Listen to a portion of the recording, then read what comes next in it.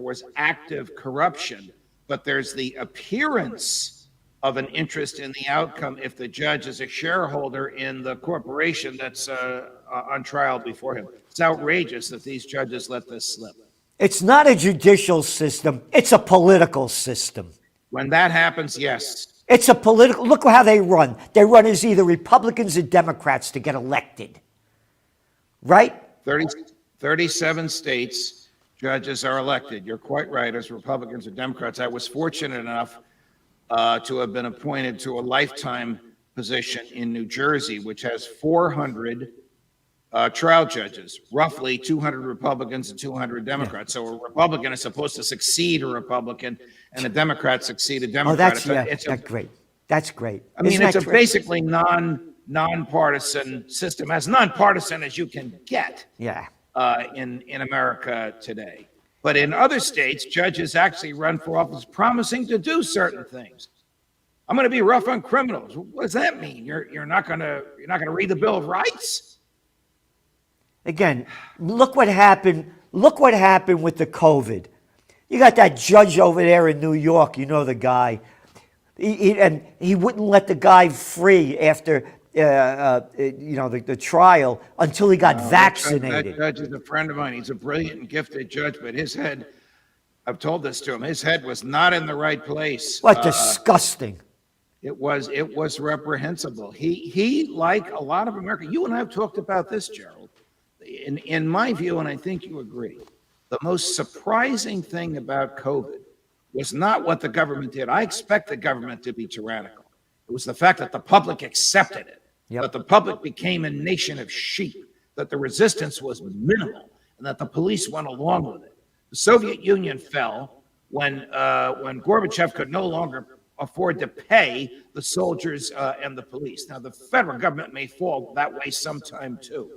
But police who took an oath to uphold the Constitution should not have been enforcing those draconian laws. It's just disgusting. You know, I interrogated a group of state troopers in New Jersey, and I said to them, do you guys remember day one in the academy? Rule number one, it is unlawful to obey an unlawful order? And one of them said, you're right, Judge, but nobody wants to be the first one to challenge that, to test it.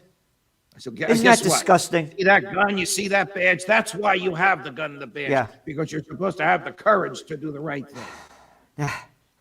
You know, going back to your article over here, you said the baseline natural law principle is the non-aggressive principle, NAP. It teaches that all initiated or threatened aggression, including from government, is inherently wrong, as a violation of natural laws, natural rights of the victim. Thus, only defensive wars are just. So Murray Rothbard, who coined all that, argued that the only American war that was just was the Revolution. It was truly a defensive war. We seceded. The British troops came over here to try and kill us so that we would come back to obeying the king. That was a just war. Everything else was a war of aggression. Oh, so now let's go back to little boy Biden, a guy that's been sucking off the public tit for 50 years, calling Putin a war criminal. So what you just said about the concept of a just war, then how about, you mentioned Bush, how about Clinton?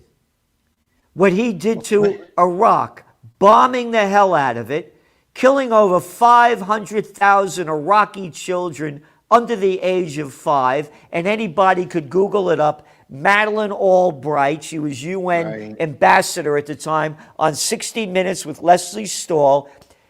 Is the price of 500,000 Iraqi children under the age of 5 worth the sanctions and the bombings? And Madeleine Albright says, yes, it was. How about that being a war criminal? How about the Nobel Peace of Crap Prize winner, Barack Obama? Not my words, his words. Gaddafi has to go. Oh, you mean the guy in Libya that was running the place that was the richest country in Africa, and the people had more rights and benefits than a lot of places around the world? How about him being a war criminal? Oh, wait, I forgot. How about him saying the Syrian president, Assad, has to go? Are they war criminals? How come Biden's not calling a spade a spade? So you and I have both had the pleasure of interviewing Colonel Douglas McGregor and the former great CIA patriot, Phil Giraldi, and they both are of the view that the goal of the American globalist establishment, which has been running the State Department since the end of World War II, the only person who tried to disrupt that was Donald Trump, and he did not succeed, that their goal is regime change in Russia because they basically want sort of a one world government. I don't think that's going to happen in your lifetime or mine, but that is at least their goal. So it's the same mentality, my point. Madeleine Albright has the same mentality as Antony Blinken, her current day successor. They want war because they want to kill Putin. Obama and Hillary wanted to kill Gaddafi and wanted to take credit for liberating Libya. Liberating it? They destroyed it. They not only killed him horrifically, can't even say on air how he died, but they destroyed the country. They destroyed its infrastructure. Not by a declaration of war by the Congress, because Libya was no threat to the United States whatsoever. In fact, we're buying oil from them. But just by the whim and the wish of the globalist mentality in the State Department and in the White House. So when you're Who was saying, vice president whispering into Obama's ear? Biden. yeah. So now what you're saying with the globalist mentality, the people in charge, we are on the cusp. I believe it's already begun, World War III. Being that that's their agenda, and that's what they want. Again, you're not going to beat the Russians. Get this in your head, everybody. Here, these are the headlines of the stories, right? New York Times. Ukraine mounts counterattacks as Russia pounds cities. Did they have these kind of headlines? America, Iraq mounts counterattacks as America pounds cities? Did they have the headline, Afghans mount counterattacks as American pounds cities? No. Look, part of the globalist mentality subsumes the media. I'm sorry to say, even the media entity for which I once worked for 24 years, they're all part, at least with respect to this war, they're all part of the same mentality. Do you know how many American troops are in Europe right now? More than 100,000. And they're bringing more. What the hell are they doing there? What the hell are they doing there? Unless they're ready, willing, and able to light the match that will start the conflagration with Putin. Again, you mentioned what the troops there, the news today, more American troops and NATO troops going into Hungary, Slovakia, and Poland.